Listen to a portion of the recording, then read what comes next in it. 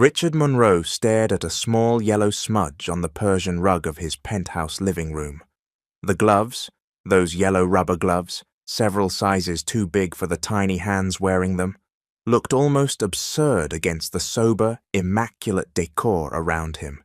His gaze drifted between that intrusive object and the sweep of Manhattan beyond the floor-to-ceiling windows, 47 stories above the churn of the city, where the noise couldn't reach, and people were only dots moving like ants.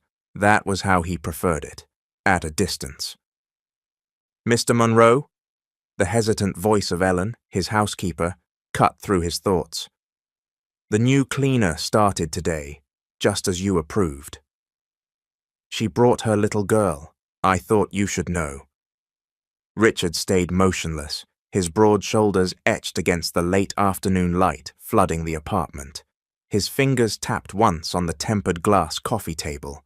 He didn't answer, just gave the slightest nod. Ellen knew that cue well. It meant she could go. Down the service hallway, Lauren Oliver ran a damp cloth over the marble floor with painstaking care. Beads of sweat slid down her forehead despite the air conditioning. It wasn't the physical effort that made her sweat. It was nerves, the constant fear that her 4-year-old Sophie might make a sound or touch something she shouldn't. "Mommy, can I help?" Sophie whispered, eyes shining as she watched every move. "Stay right in this corner, sweetheart," Lauren murmured. "Remember what we talked about? This place belongs to a very important man, and we need to be respectful." Sophie's lips puckered in disappointment, but she nodded. Her eyes, though, kept catching on every detail, wide with wonder at a world so different from the one-bedroom walk-up where they lived on the far edge of Queens. Lauren had landed the job through a friend who worked for a family in the same luxury tower on Billionaire's Row. When she heard that the famous businessman Richard Monroe needed a cleaner, she didn't hesitate. The pay was far better than anything she could earn without a college degree. The problem was Sophie. Since the community daycare in their neighborhood had shut down for lack of funding, Lauren had been scrambling for someone to watch her daughter during her shift. Babysitters cost nearly half of what she took home, and she had no relatives in the city.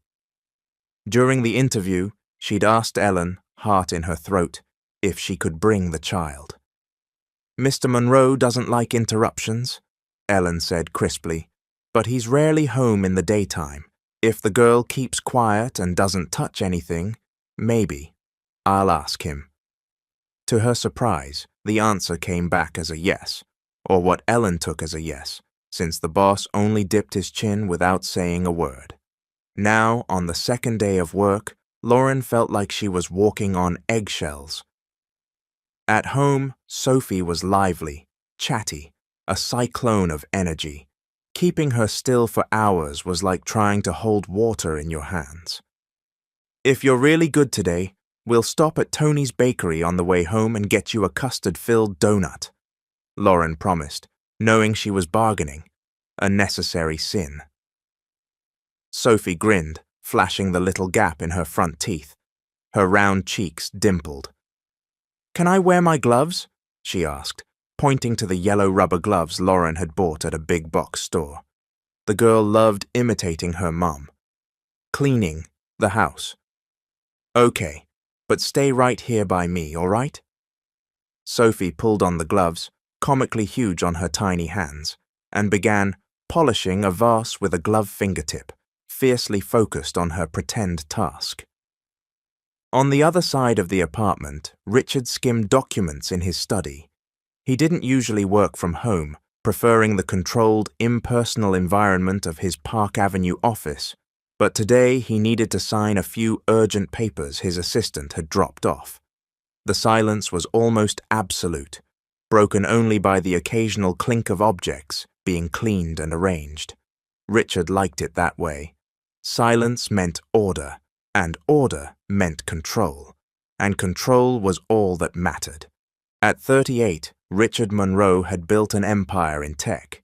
His company developed enterprise management software used by major corporations across the United States.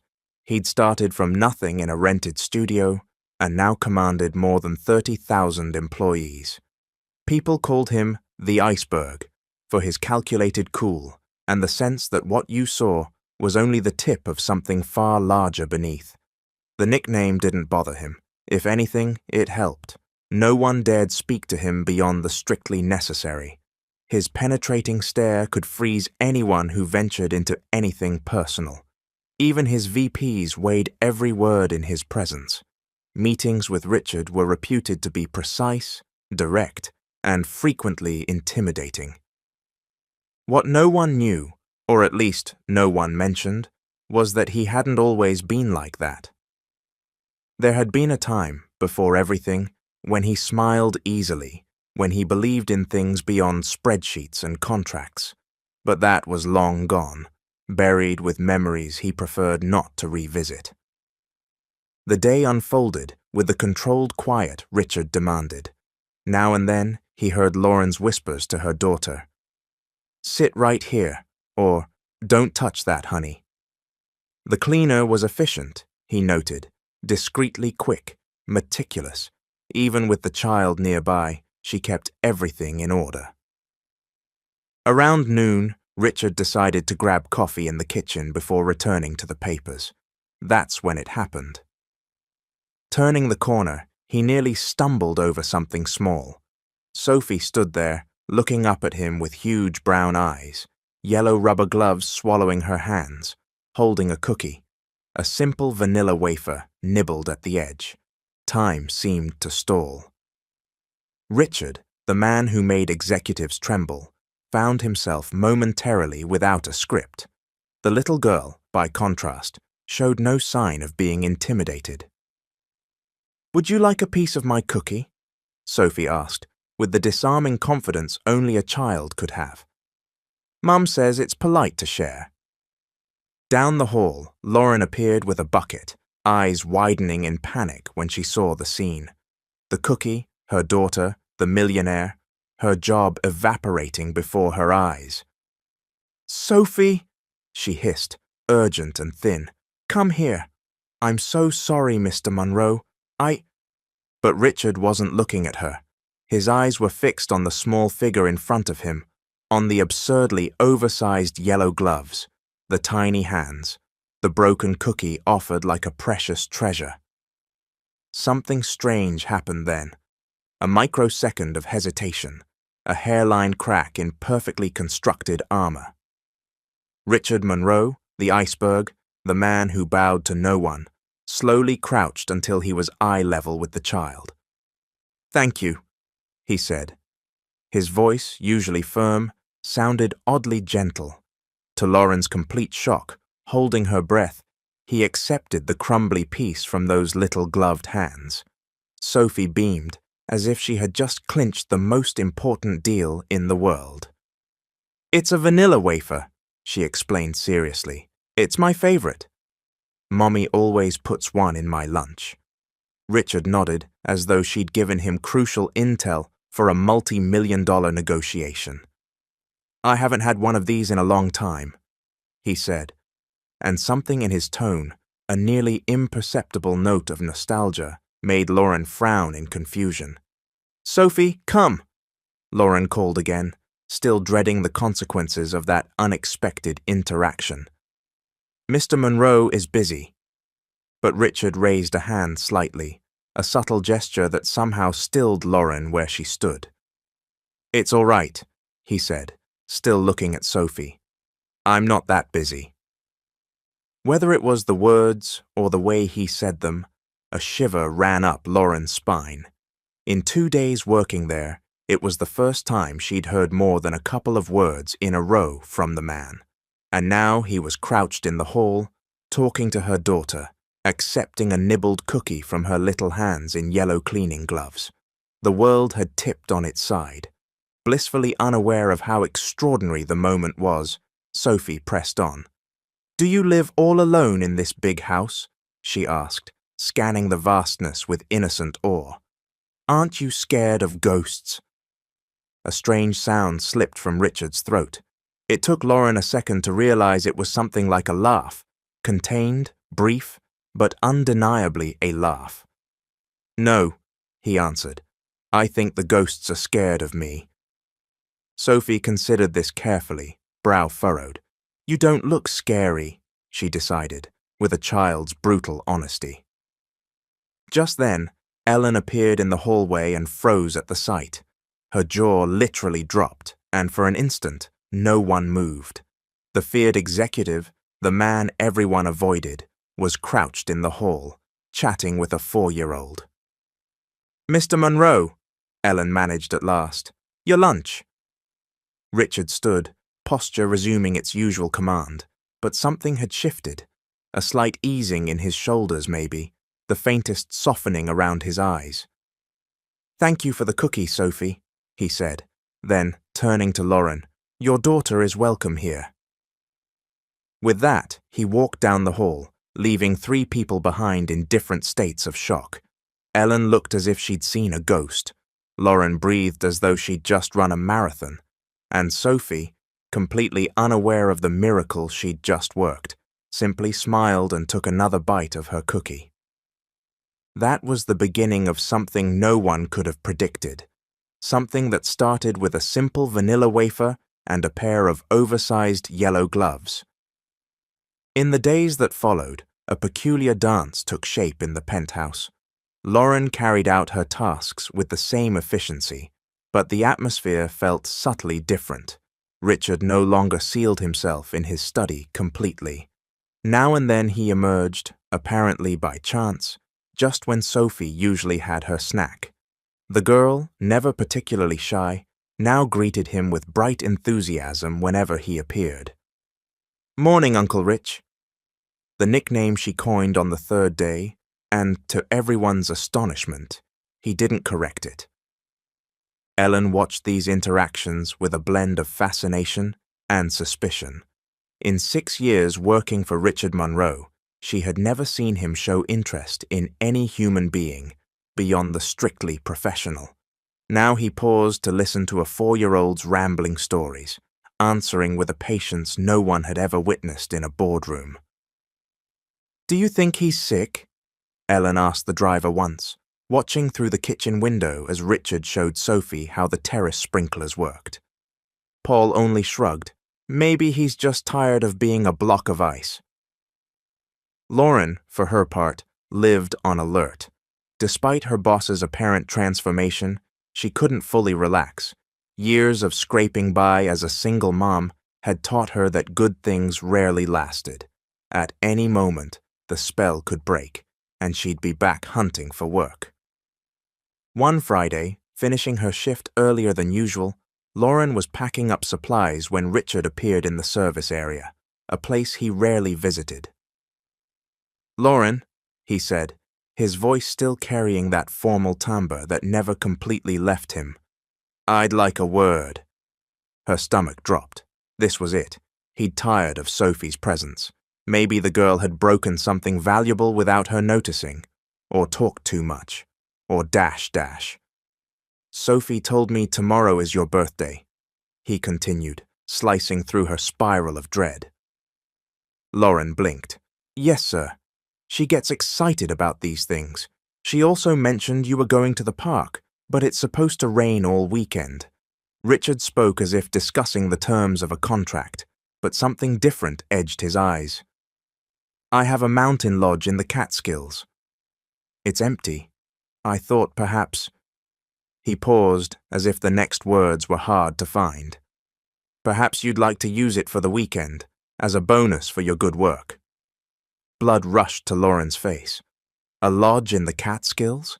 She'd never been out of New York City since she'd arrived from a small town upstate 6 years ago, pregnant and alone. "I can't accept that, sir." "It's too generous." "It isn't generosity," he replied quickly, almost defensively. "It sits empty most of the time.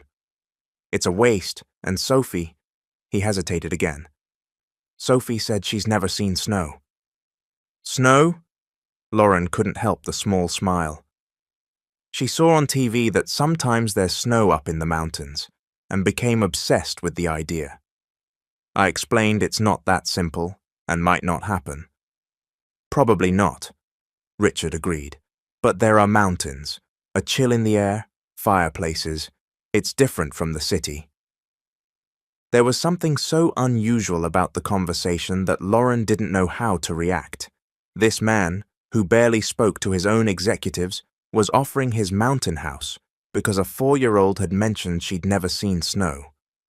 "My driver can take you," he added, reading her silence as hesitation.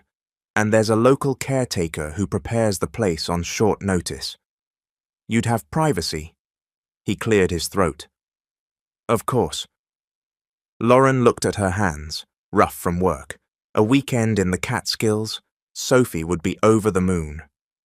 "It's very kind of you, Mr. Monroe. If it truly isn't an imposition," she said at last, still unsure whether any of this was appropriate. "It isn't." The answer landed quick and final. "Paul will be here tomorrow at 8. Ellen will put together a basket for the drive." And just like that, the matter was closed.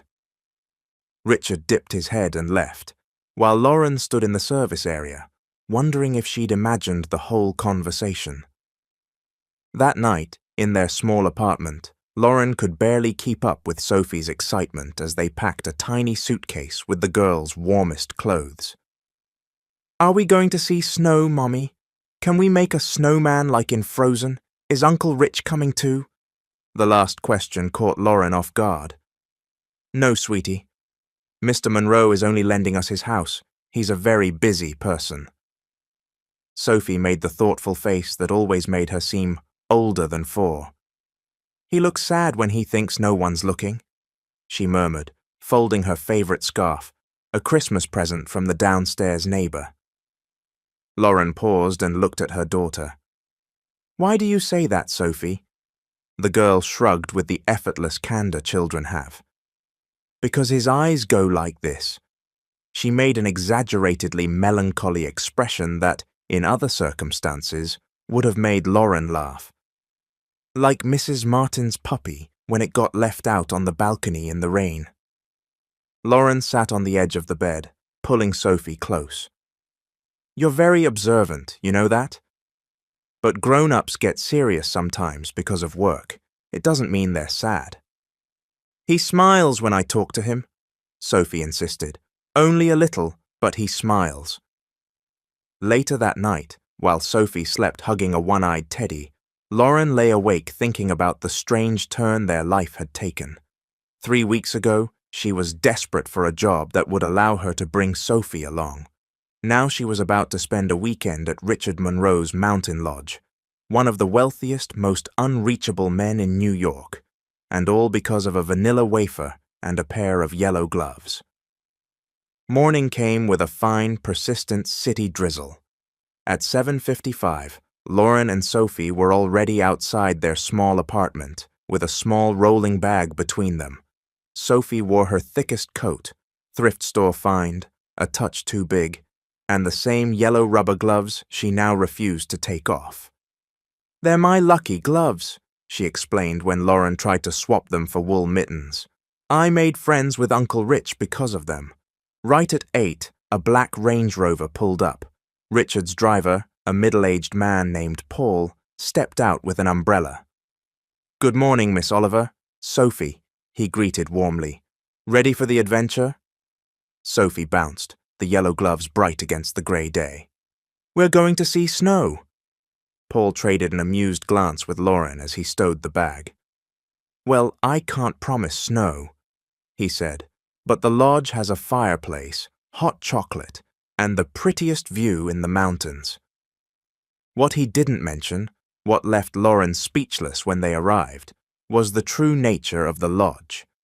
The property was a sweeping timber and stone house, its huge panes framing the rolling slopes like paintings. An immaculately kept garden wrapped the place, stone paths curling between flowering shrubs and old trees. "This is a lodge?" Lauren whispered to Paul as Sophie ran ahead, awestruck. "For the boss, yes," Paul said with a grin. "You should see his place in the Hamptons." A woman in her 60s greeted them at the door. Carmen, the local caretaker, Her kind face and matter-of-fact manner instantly set Lauren at ease. "Welcome. Breakfast is on the back porch. Mr. Monroe gave specific instructions to make sure you feel completely at home." The back porch turned out to be a covered wooden deck looking across a small valley, morning mist still hanging between the trees. A table lay spread with breads, fruit, cakes, and coffee that would put a 5-star hotel to shame. "All this is for us?"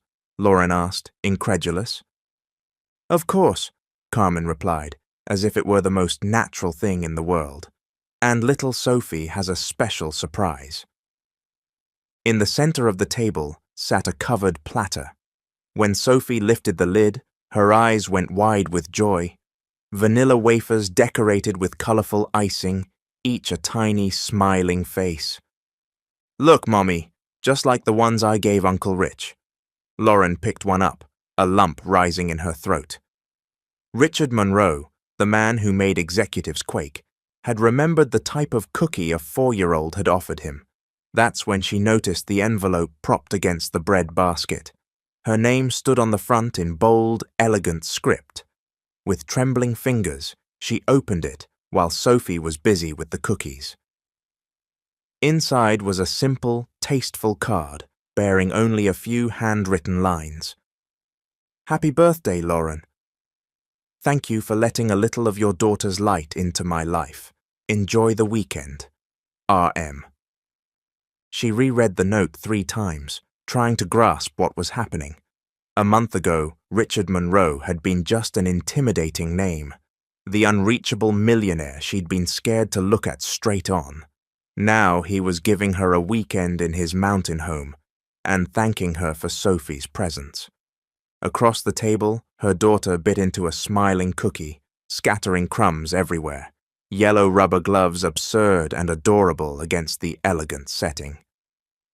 Lauren slid the card back into the envelope, feeling a strange mix of gratitude and confusion. Something else was going on, something she couldn't yet name. A story behind the sad eyes Sophie had noticed. A reason a man so closed off would open up to a child with cleaning gloves and vanilla wafers. But just then, with the air scented with fresh coffee and warm bread, with her daughter happy and a day full of new experiences ahead, Lauren decided the mysteries of Richard Monroe could wait. Today was a good day, and for the first time in years, she let herself simply enjoy the moment. The return to the city on Sunday night brought a tangle of emotions. The Catskills weekend had been a dream. Strolls through town, visits to chocolate shops, long walks along stone paths, winding through the grounds.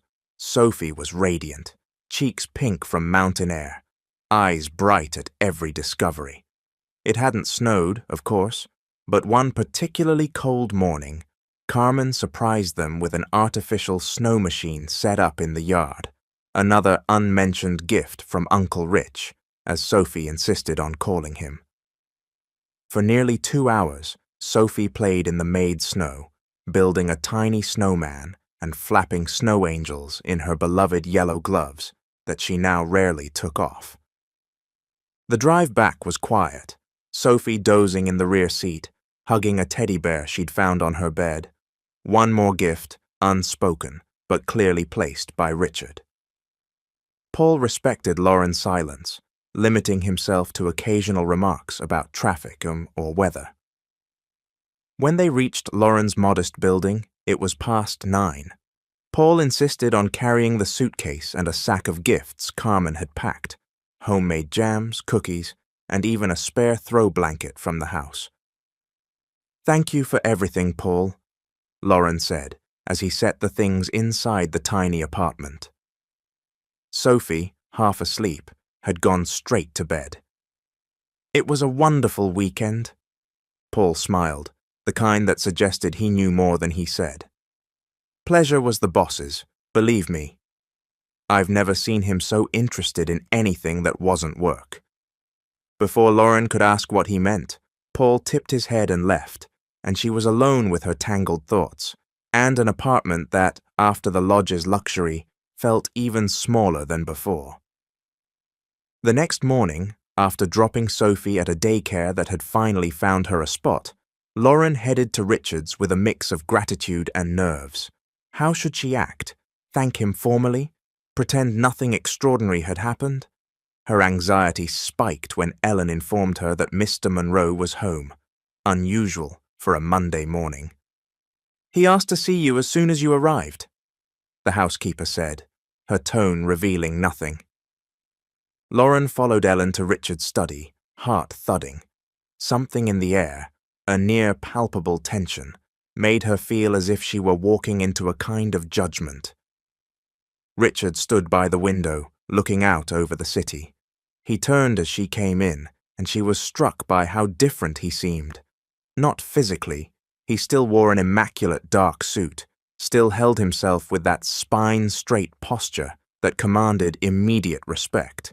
The difference was in his eyes, something she couldn't name.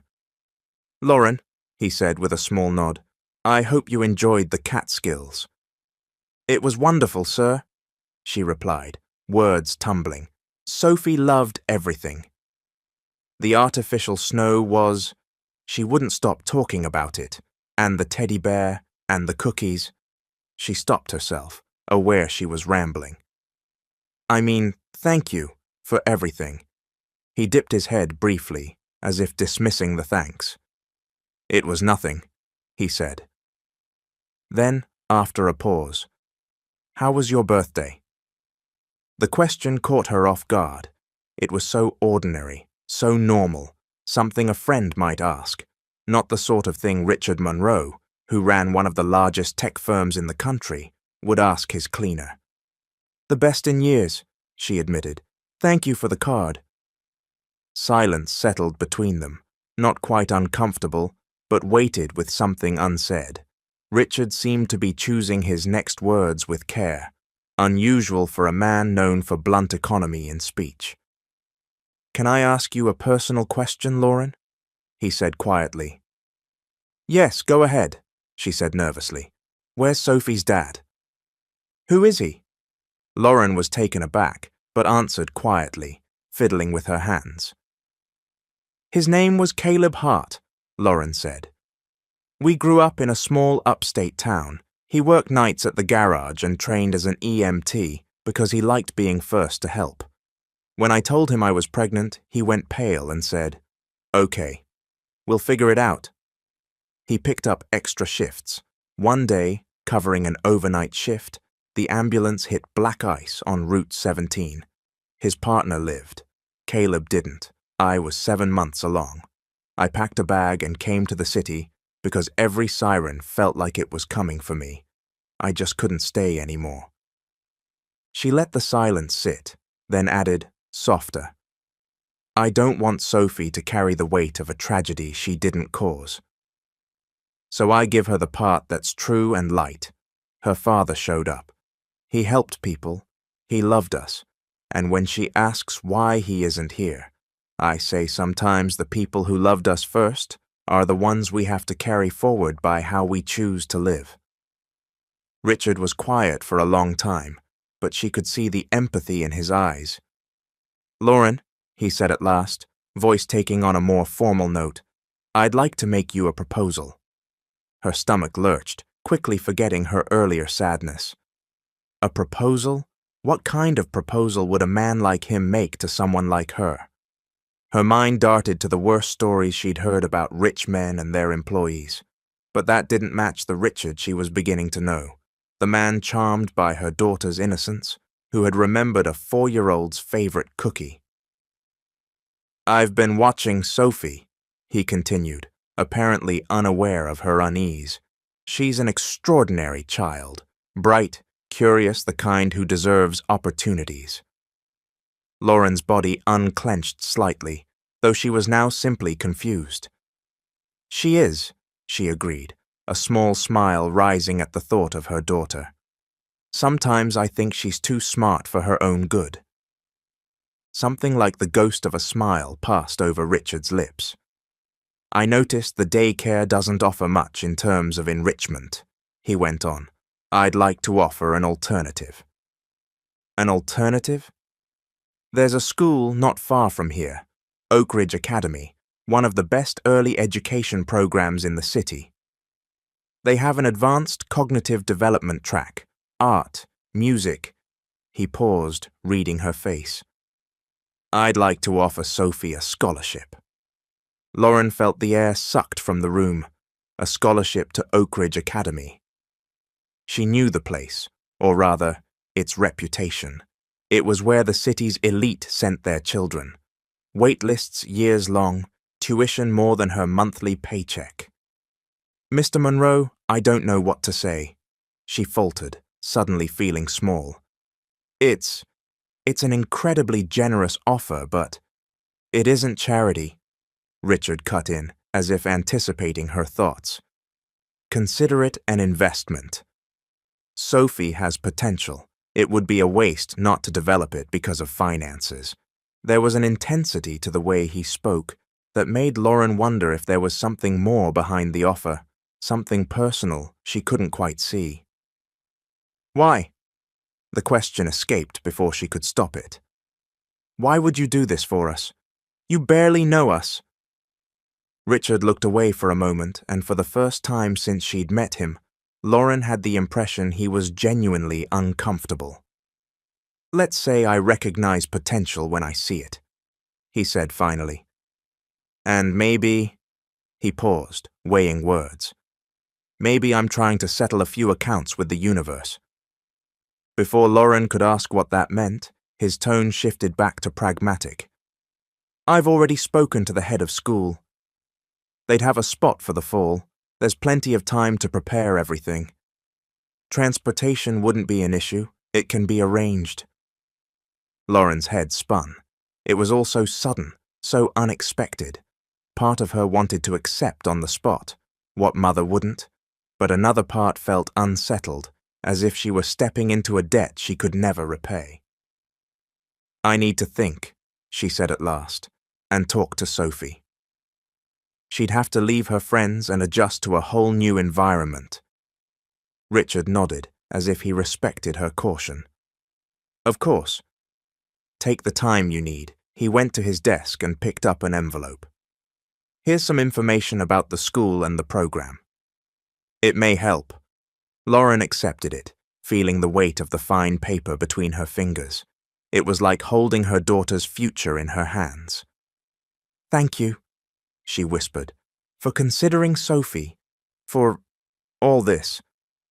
He inclined his head briefly, but something was in his eyes, contained emotion maybe, that made Lauren wonder again what truly motivated this man. Outside the study, her hands trembled.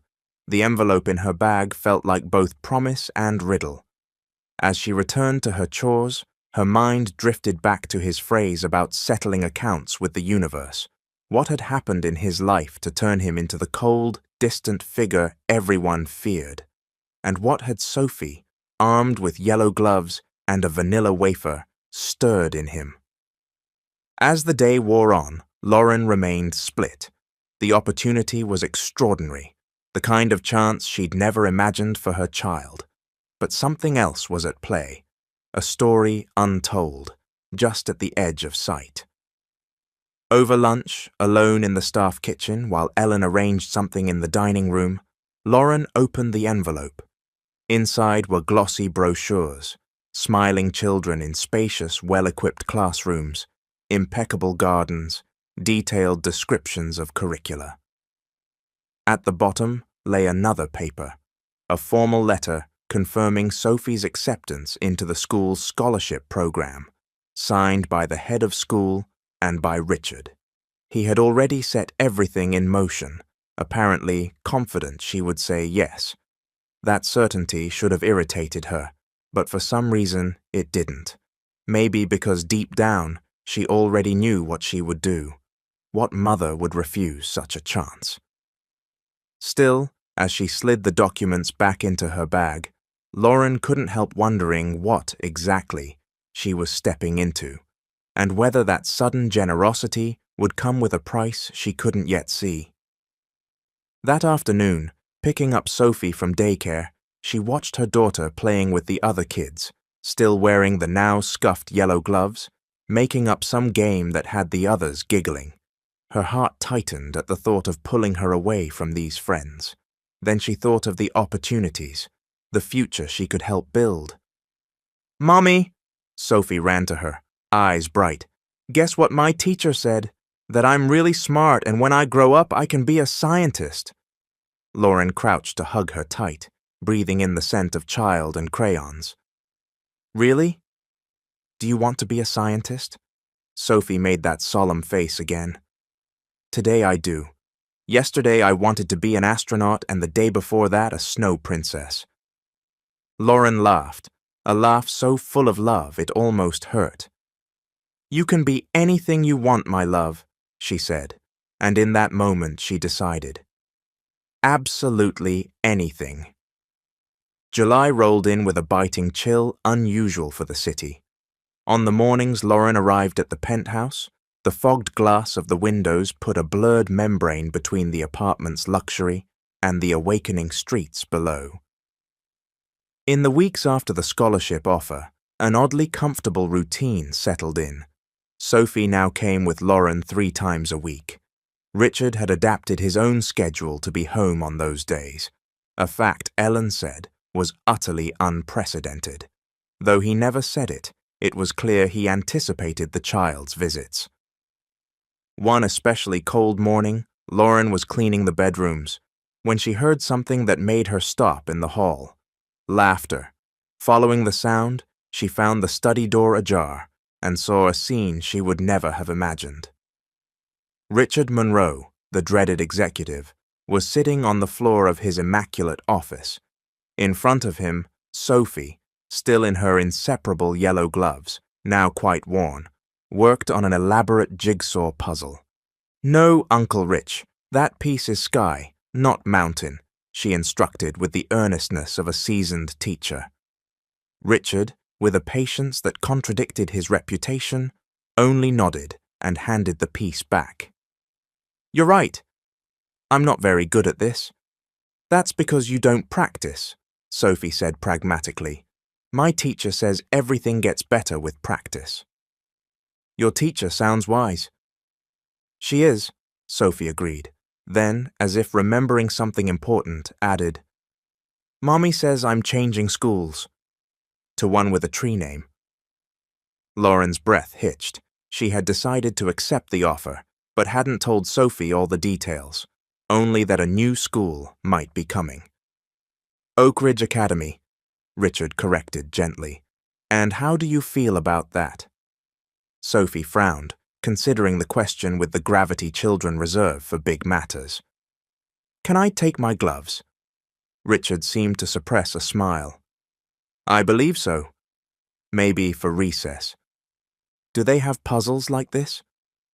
"I'm sure they have even better ones," he said, "and books, and computers, and many other things for you to learn." Sophie fell silent for a moment, soaking it in. Then she asked, with the disarming insight that often caught adults off guard, "Did you go there when you were little?" A shadow, almost imperceptible, crossed Richard's face. "No," he said. "When I was little, I went to a different school, far from here." "Did you have friends?" So simple a question, and yet it held something deep. Richard paused before answering. "Not many." "I'll be your friend at the new school," Sophie declared with conviction, "even if you're not there." Lauren eased away then, feeling she was witnessing something too intimate, though the words and Richard's expression stayed with her all day. There was a key in that exchange, not only to his recent transformation, but to the deeper mystery of who he was behind the icy facade. On Thursday of that week, Richard asked to speak with Lauren again, this time not in his study, but out on the terrace, while Sophie was in the kitchen with Ellen, helping bake cookies. "I spoke with the head of Oak Ridge," he said, eyes on the city below. "Everything set for Sophie to start in August." Lauren nodded, a swirl of gratitude and apprehension in her chest. I don't know how to thank you, Mr. Monroe. Richard, he corrected, still not looking at her. After all this time, you can call me Richard.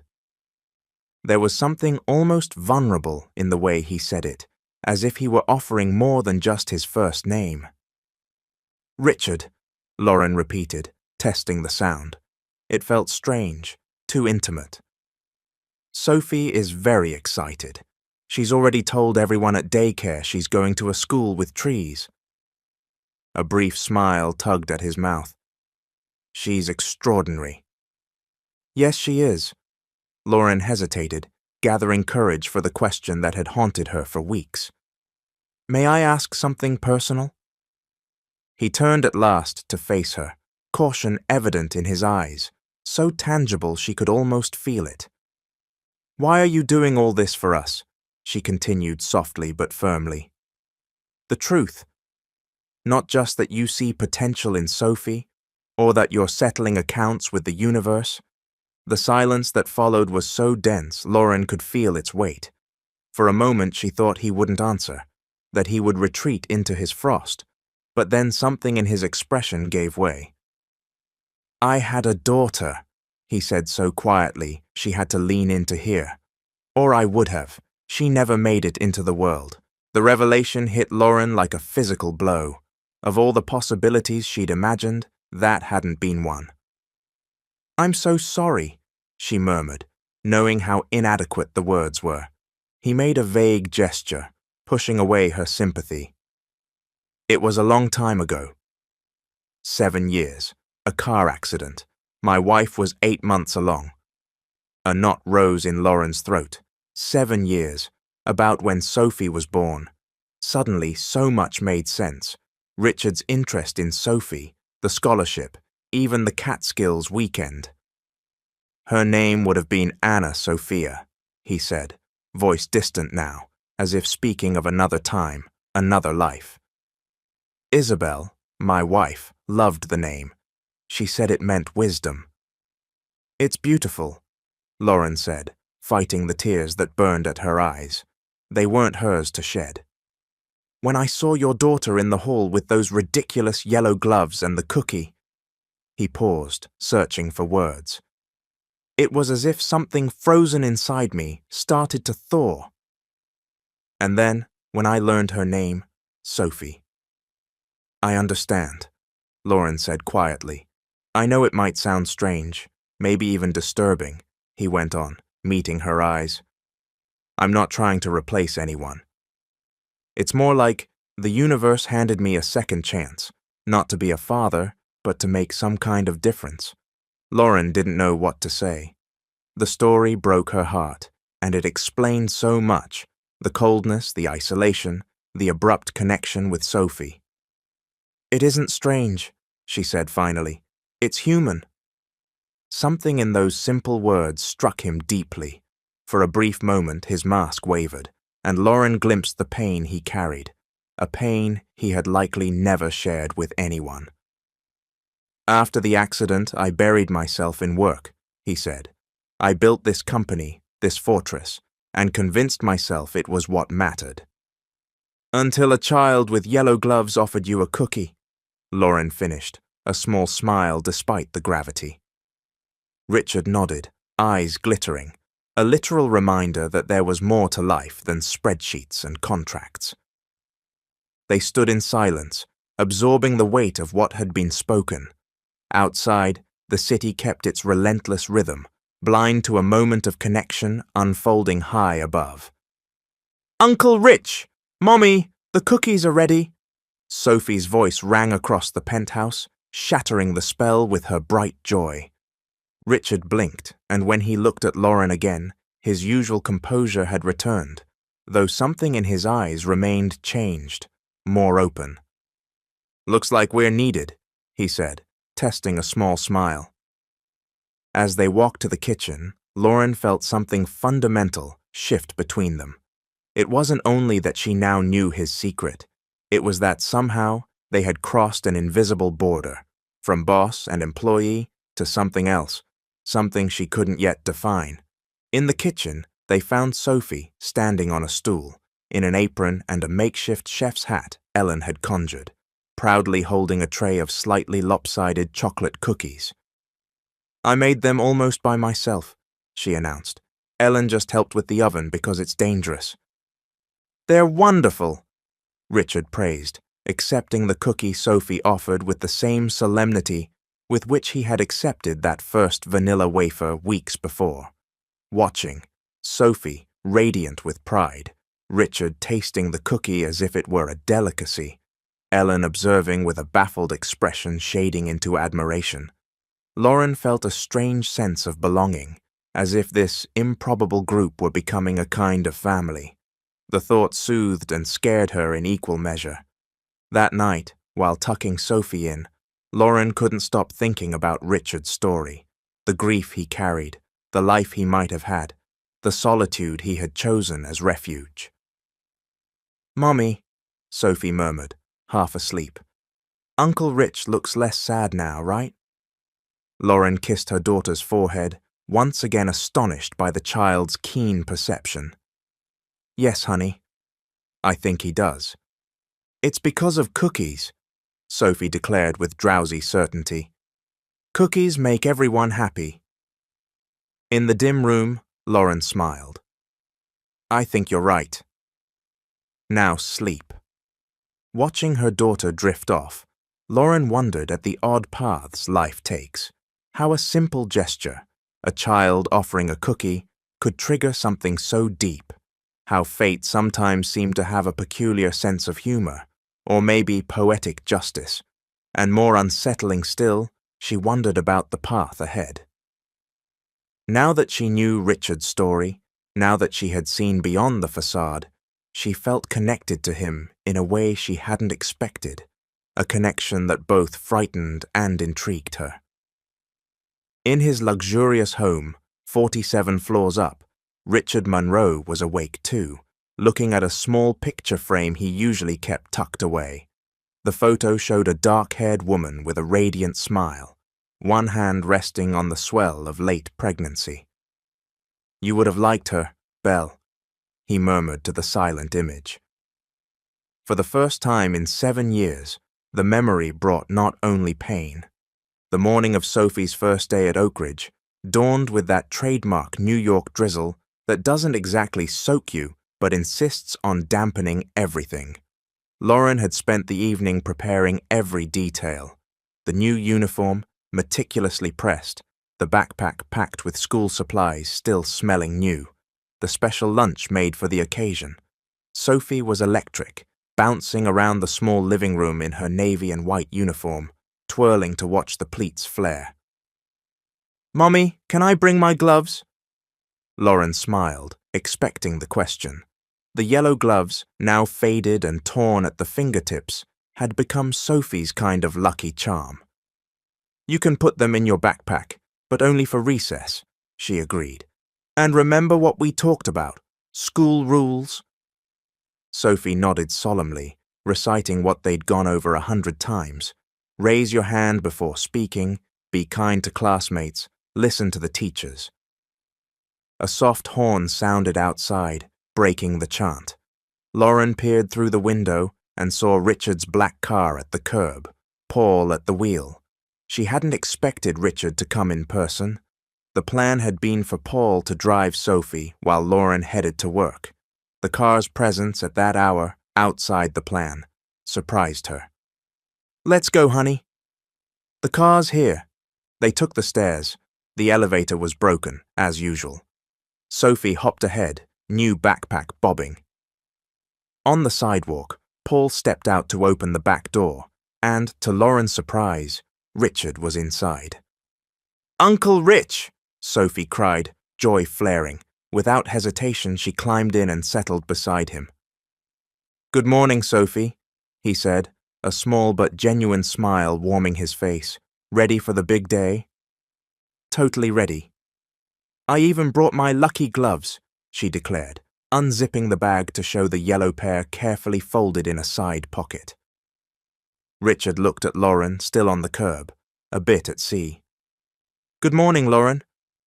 I hope you don't mind. I thought it appropriate to ride along for her first day." There was something almost shy in the way he said it, so at odds with the powerhouse executive who commanded hundreds of employees. In recent months, Lauren had seen facets of him that flatly contradicted his public image, yet moments like this still caught her off guard. "Of course," she said, climbing in on Sophie's other side. "That's very kind of you." The drive to Oak Ridge was filled with Sophie's cheerful chatter, pointing out everything she saw, asking question after question about the new school, occasionally showing Richard a drawing she'd made specially for her tree school. He answered each question patiently, treating every sketch like a work of art worth serious consideration. Lauren watched their interaction with a mix of emotions she couldn't quite name.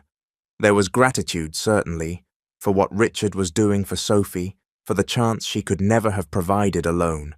There was also the persistent thread of wariness, a quiet question about where all this would lead. And there was something else, new, not fully examined, that warmed her chest whenever she saw them together, a feeling that, improbably, they were becoming a family.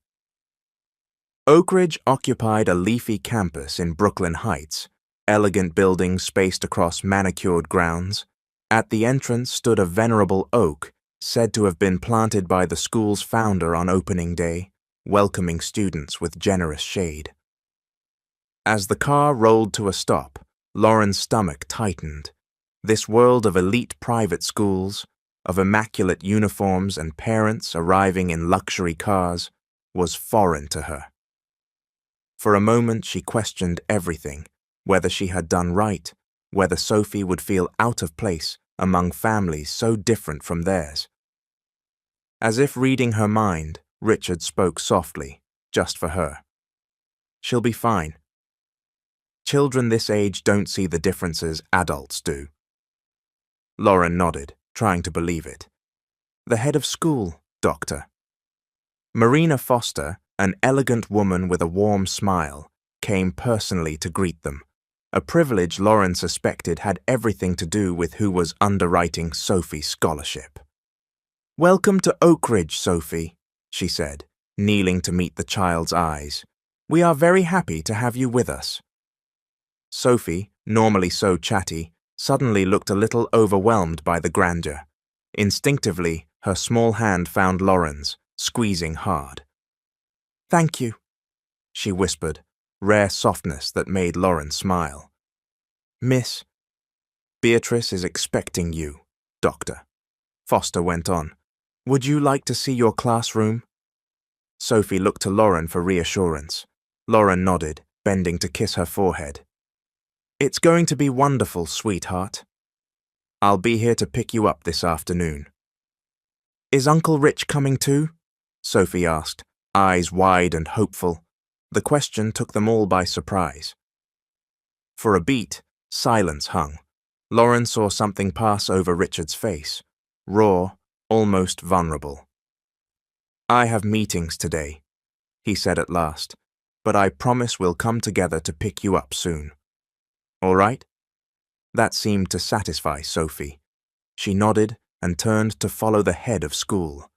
At the last moment, though, she darted back and, to everyone's astonishment, including Richard's, flung her arms around his waist in a quick, spontaneous hug. "Thank you for the tree school, Uncle Rich," she said, then ran back to take Dr. Foster's hand and disappeared down the path.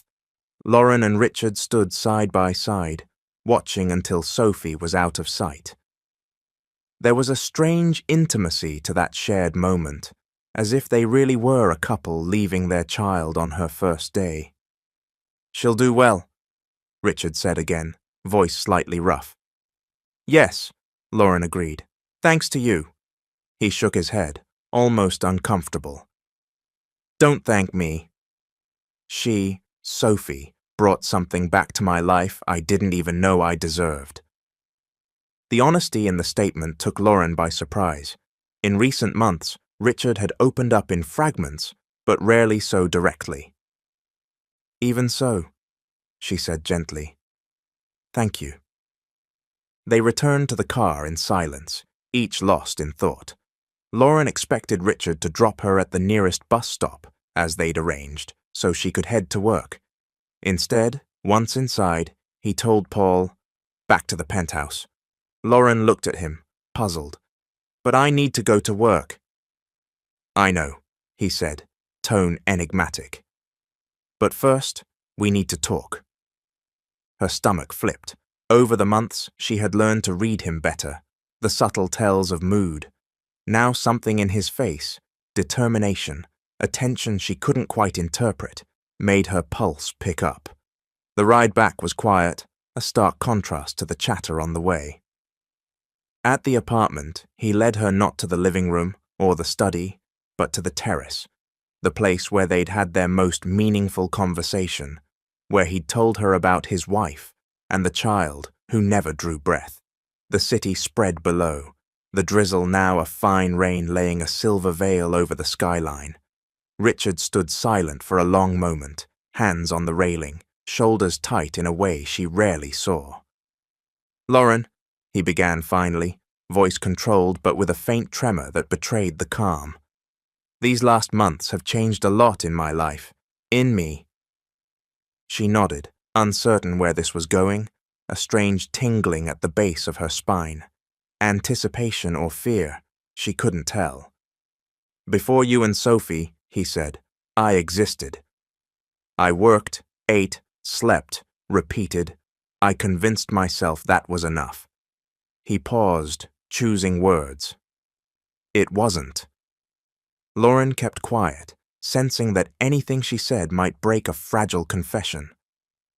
"When Sophie offered me that cookie in those ridiculous yellow gloves," a quick smile touched his lips. "It was as if something frozen inside me began to melt. And then, getting to know you, seeing how fiercely you fight for her, how you love, made me realize how much I'd lost." He turned to face her fully, his eyes more vulnerable than she'd ever seen them. "What I'm trying to say, probably badly, is that you two have become important to me, more than I ever imagined possible." Lauren's heart raced. There was such intensity in his gaze, such determination layered over uncertainty, that her breath caught. "Richard, please," he said gently, "let me finish before I lose my nerve." He drew a slow breath, as if gathering strength. The rain tapped a soft rhythm against the glass, a counterpoint to Lauren's thudding heart. "For 7 years, I lived as if I died with Isabel and our daughter," he said, voice softer than she'd ever heard it. "I built walls around myself. I became the man everyone feared, because distance was easier." He stepped closer, eyes locked on hers with an intensity that made the rest of the world recede. Then Sophie appeared with her cookie and yellow gloves. And then you, with your strength, your resolve, your heart, and I realized the walls weren't protecting me. They were imprisoning me. Her heart hammered. There was something so vulnerable and so fierce in his words that she could barely breathe. "What I'm trying to say," he continued, "is that I don't want to live like that anymore. I don't want to just exist. I want to live. And in these months, when I'm with you and Sophie, that's when I feel most alive." He took another step, close enough now that she could feel the warmth of him, see the tiny details she'd never noticed, a faint scar above his right brow, the amber flecks in eyes that always seemed dark at a distance. "I know it may seem sudden or inappropriate, given how we met. I know there are complications, differences people will point out." He flicked his hand, dismissing them. "The truth is, I've never cared less about what people think." "Richard, what are you—" she began, voice barely there. He smiled then, a full, open smile that transformed his austere face. "I'm trying to say, awkwardly, that I've fallen in love with you, Lauren, and that I love Sophie as if she were my own." The words hung between them, crystal clear, powerful. Lauren felt the ground vanish beneath her feet. For months she had fought her growing feelings, convinced it was only gratitude. that she was confusing generosity with something else, that even if she felt something, it would be foolish to think a man like Richard could want someone like her. "I know it's a lot," he went on, misreading her stunned silence. "I'll understand if you don't feel the same. But I couldn't keep it in. Not after today, seeing you both, realizing I want to be in your lives, not just as a benefactor or friend, but as—" "I love you too," she blurted, the words spilling out. Surprise flashed across his face, as if, despite confessing, he hadn't truly expected to be answered in kind. "But I was afraid," she rushed on, courage mounting. "Afraid I was misreading everything. Afraid you were just being kind because of Sophie, because of what she means to you." He shook his head and stepped closer. With a hesitation almost palpable, he took her hands in his. "At first, maybe it was that," he admitted, with the honesty she'd come to value. "Sophie reminded me of what I'd lost, made me see what I'd become. But then I got to know you, your strength, your determination, your heart, and I fell in love with the incredible woman you are." The tears Lauren had been holding back finally spilled. Richard released one of her hands to gently brush a tear away with his thumb. "I'm not asking we decide everything now," he said softly. "We have to think about Sophie, about how this affects her. There's a lot to consider. I just needed you to know how I feel. I wanted us to have a chance to see if—" She didn't let him finish. Rising on her toes, she pressed her lips to his in a kiss that held all the pent-up wanting, all the confusion, all the joy of the past weeks. For an instant, Richard froze in surprise. Then his arms wrapped around her, drawing her closer, deepening the kiss with an intensity that made the world disappear. When they finally broke apart, both were breathless, like teenagers after a first kiss. A slow smile spread over Richard's face, lighting his eyes in a way she had never seen. "I suppose that answers my question," he murmured, still holding on. Lauren laughed, feeling light, almost dizzy. "What question?" "Whether you'd like to try this, us." "I would," she said. "Very much." The months that followed were a careful dance, a mutual learning. They moved slowly, especially because of Sophie. They began with simple outings, dinners, park walks, zoo trips with the child. For a girl who already adored her Uncle Rich, the shift felt surprisingly natural. "Mommy, is Uncle Rich going to be my dad now?" Sophie asked one night after a day at the beach out in the Hamptons, where Richard had a house. The question took Lauren by surprise. She and Richard had discussed how to introduce the idea of their relationship to Sophie, concerned about how she might react. The child's uncanny intuition had outrun all their caution. "How would you feel if he were?" Lauren asked carefully. Sophie considered with comical seriousness. "I'd like it," she declared at last. "He makes you smile a lot. And he helps me with the hard puzzles." Lauren laughed and kissed her daughter's forehead. "We'll see. First, he has to prove he can beat you at memory cards." "Never," Sophie said with conviction. "I always win."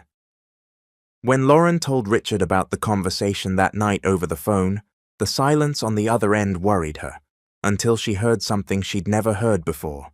Richard Monroe, feared executive, quietly crying. "Richard, are you all right?"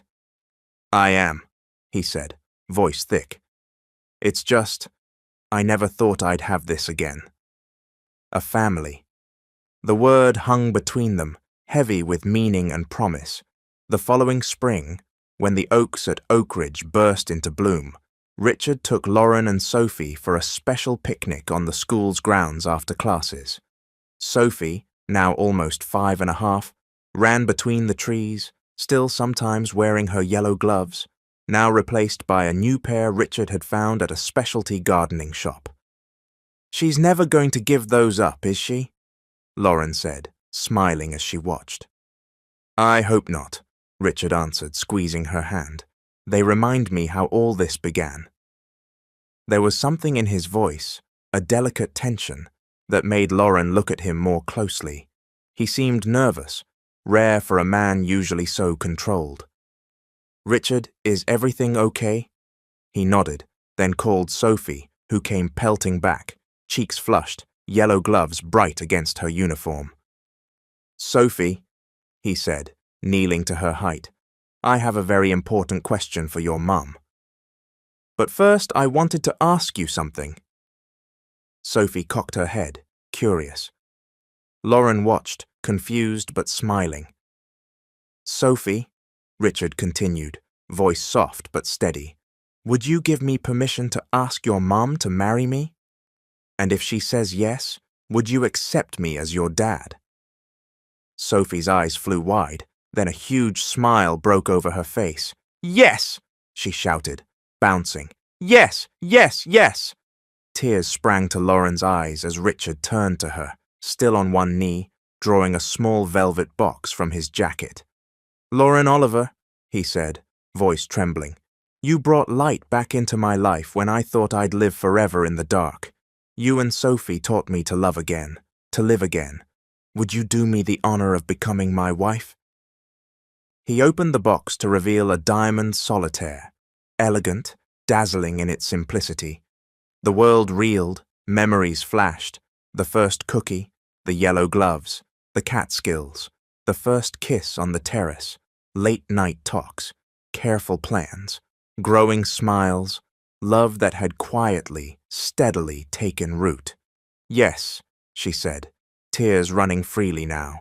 Yes, Richard, I will. As he slid the ring onto her finger, Sophie clapped in delight, then rushed in to hug them both. The three of them stood entwined beneath the blooming trees, in an embrace that felt big enough to hold their whole future. In autumn, they married in an intimate ceremony in the gardens of the Catskills house, with Sophie as the proud ring-bearer in a tiny white satin pair of gloves for the occasion, her beloved yellow pair tucked safely away. At the reception, Ellen, now smiling more than anyone had ever seen, leaned toward Paul. Who'd have thought? The iceberg melted. Paul chuckled, lifting his glass in a silent toast. All because of a cookie and a pair of yellow gloves. That night, dancing under the stars, Richard whispered in Lauren's ear, who would have guessed happiness could start with something as simple as a cookie offered by a child? Lauren smiled, resting her head on his shoulder. Sophie's always said cookies make everyone happy. Months later, with Sophie nearly 6, Lauren and Richard sat with her on the penthouse terrace to share special news.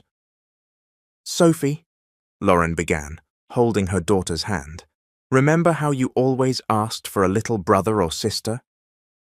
Sophie's eyes went wide with instant understanding. We're getting a baby? Richard smiled, his arm around Lauren's shoulders. That's right, Princess.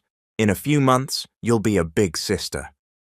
Sophie's joy exploded, jumping, squeals, an avalanche of questions, immediate plans to share toys, and teach the baby everything she knew. Later that night, with Sophie finally asleep after the day's excitement, Richard and Lauren stood on the terrace, the city glittering below. His hand rested protectively over her belly, where new life grew. Do you think Isabel would approve? Lauren asked softly. Over the months, Richard had shared more about his late wife, and Lauren felt she knew her in some way. He was quiet a moment, then nodded. Yes, he said, sure. She always wanted me to be happy. And because of you and Sophie, I finally am.